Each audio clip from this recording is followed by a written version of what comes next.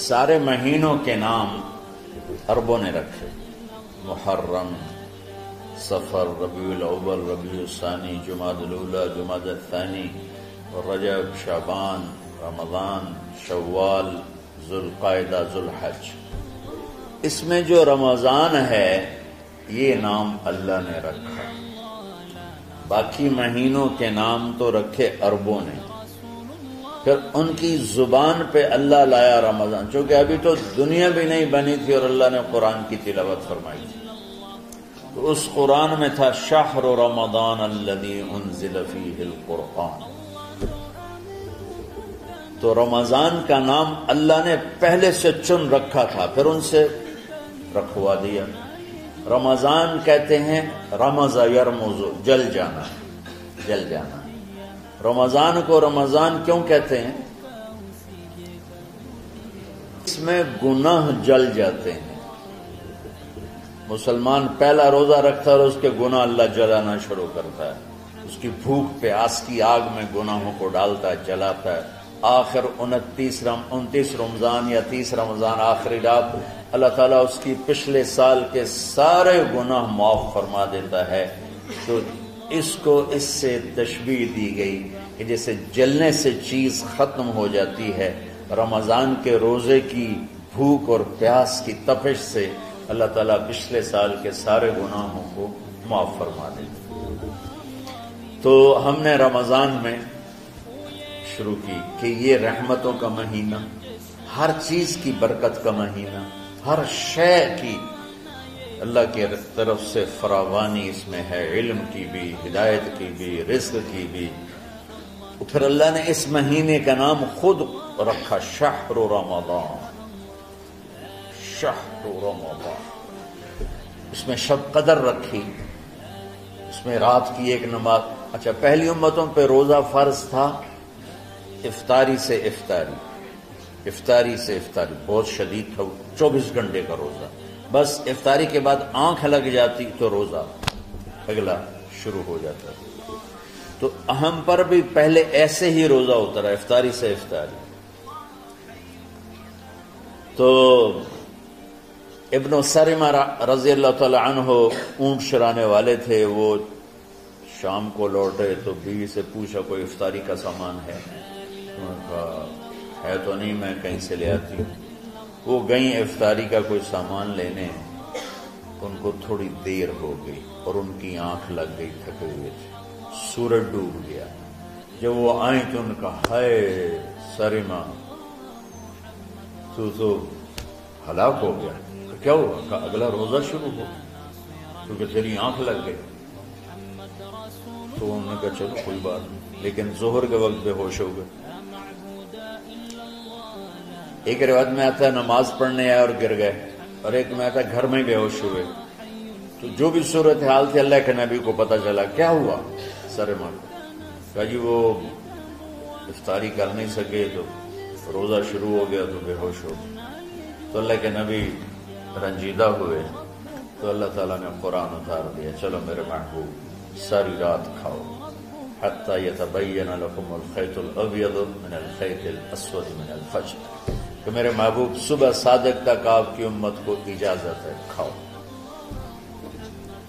پہلی امتوں پر افطاری سے افطاری، لیکن ان کی نماز تراویح نہیں تھی۔ تو ہمیں اللہ تعالیٰ نے دیا سحری تک، پوری رات۔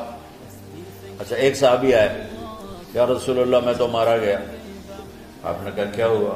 کہا میرا روزہ تھا، میں بیوی کے پاس چلا گیا۔ آپ نے کہا تو پھر تو غلام آزاد کر، کفارہ دے۔ کہا جی میں تو خود غریب آدمی ہوں، غلام کہاں سے آزاد خریدنا پڑے؟ آپ نے کہا 60 مسکینوں کو کھانا کھلا۔ کہ میں آپ مسکین ہیں، میں کینوں کھانا کھلاؤں؟ آپ نے فرمایا پھر آخری ہے کہ 60 روزے رکھ، مسلسل رکھنے ہوتے ہیں جو کفارے کے ہوتے ہیں۔ وہ کہنے لگا ایک روزے چاہے کم کیتا ہے، 60 روزے جو میں کی کروں گی۔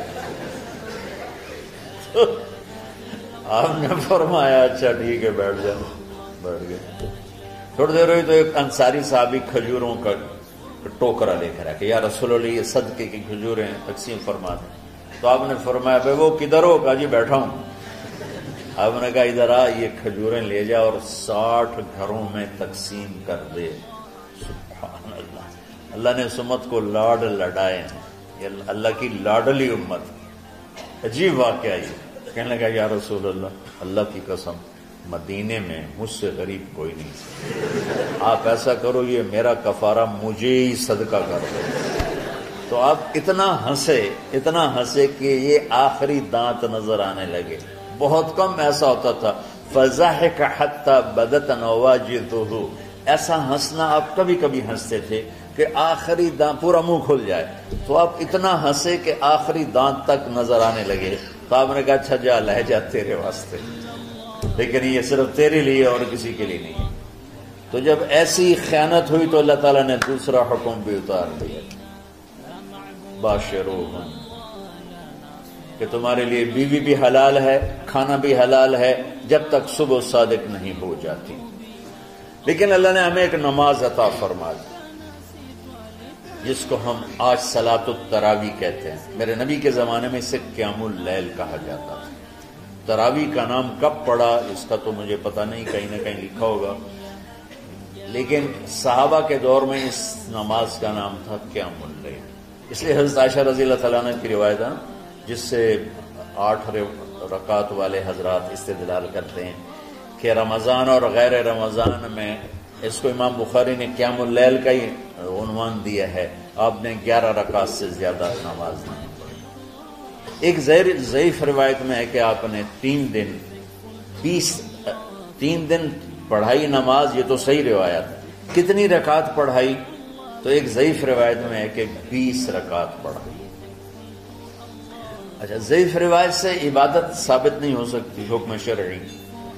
تو جب حضرت عمر رضی اللہ تعالیٰ عنہ نے سب کو، میرے نبی کے دور میں 3 دن کے بعد آپ تو آئے نہیں کہ کہیں فرض نہ ہو جائے، تو صحابہ اپنے طور پر قرآن سنتے تھے ٹولیوں میں۔ صدیقی دور میں 2 سال وہ فتنوں میں گزرا، تو اس میں بھی اسی طرح چلا کہ ٹولیوں میں ہوتی۔ حضرت عمر رضی اللہ عنہ کے زمانے میں حکومت مضبوط ہو گئی، طاقتور ہو گئے، تو ابتدائی سالوں میں نہیں، چند سالوں کے بعد اب مسجد میں تشریف لائے تو لوگ اس طرح کوئی 4 ادھر 4 ادھر 5 ادھر 10 ادھر 20 ادھر، کہنے لگے ان کو ایک امام پہ جمع کر دیا جائے تو کتنا اچھا ہوگا۔ تو آپ نے سب کو اکٹھا کیا اور ابی بن کعب رضی اللہ تعالیٰ عنہ کو امام بنایا اور سب کو ایک نماز پہ جمع کر کے 20 رکعت کا حکم عطا فرمایا۔ تو حضرت عمر کا یہ عمل اس حدیث کو مضبوط کر دیتا ہے کہ جو کہ میرے نبی نے کہا علیکم بسنتی و سنت الخلفاء الراشدین من بعدی، کہ میری اور میرے خلفاء راشدین کی سنت پر مضبوطی سے عمل کرنا۔ تو حضرت عمر کا جو 20 رکعت طے کرنا ہے، اگر ان کا اپنا اجتہاد ہے تو بھی ہمارے لیے عمل کے لیے کافی ہے، اور اگر ان کو یہ یاد ہے کہ میرے نبی نے 20 پڑھی تھیں تو اور زیادہ اچھی بات ہے۔ لیکن بہرحال جو 8 پڑھتا ہے ہمارا اس پہ بھی کوئی اعتراض نہیں، کیونکہ وہ بھی حدیث کے ساتھ بات کرتا ہے، اور باقی پوری امت 20 پڑھتی ہے، ان پر بھی اعتراض نہیں۔ میں ایک جگہ سے گزر رہا تھا، نماز کا وقت ہو گیا، اہل حدیث کی مسجد تھی، میں وہاں نماز پڑھنے چلا گیا، تو ایک بہت بڑا اشتہار لکھا ہوا تھا 20 تراویح ثابت کرنے والے کو 5 لاکھ روپے انعام۔ کس قدر بے وقوفی ہے اور کس قدر احمقانہ یہ امت کی باتیں ہیں کہ 20 تراویح، سینکڑوں سال سے امت کا عمل 20 تراویح آ رہا ہے۔ تراویح کا نام جو پڑھا مجھے یوں لگتا ہے کہ اہل مکہ، یعنی اہل مکہ جو تھے نا، وہ 4 تراویح پڑھ کے ایک طواف کرتے تھے،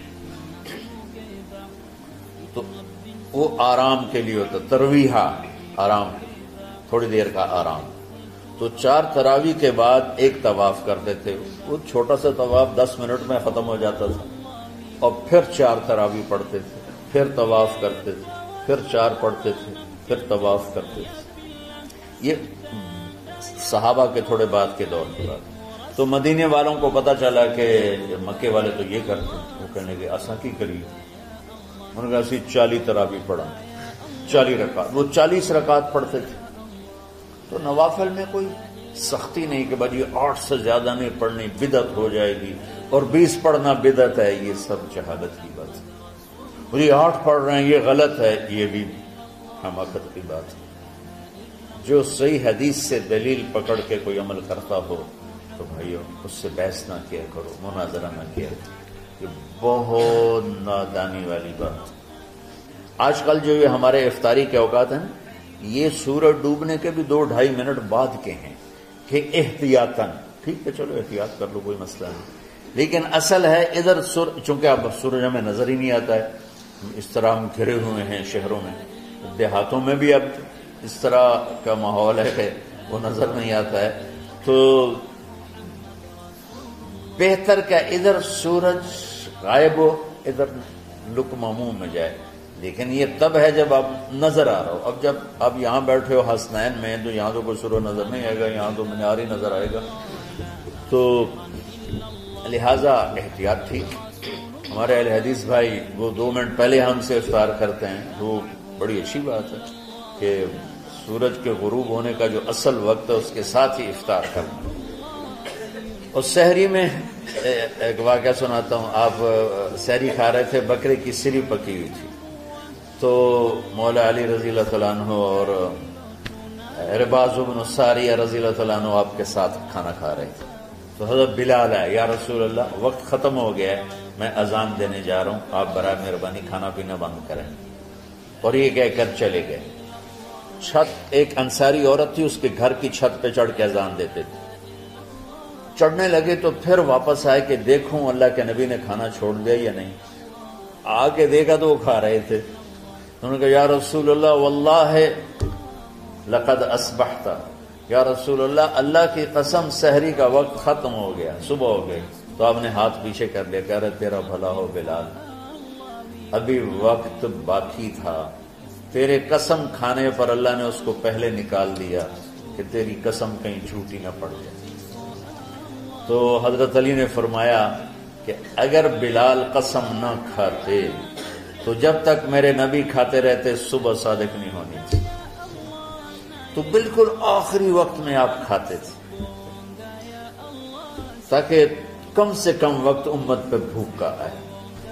تو اللہ تعالیٰ آپ کے علم میں برکت دے۔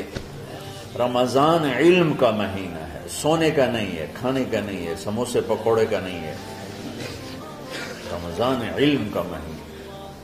تو اب جب دوبارہ تھوڑا سا موسم ٹھنڈک کی طرف گیا اور رات کچھ تھوڑی لمبی ہونے لگی تو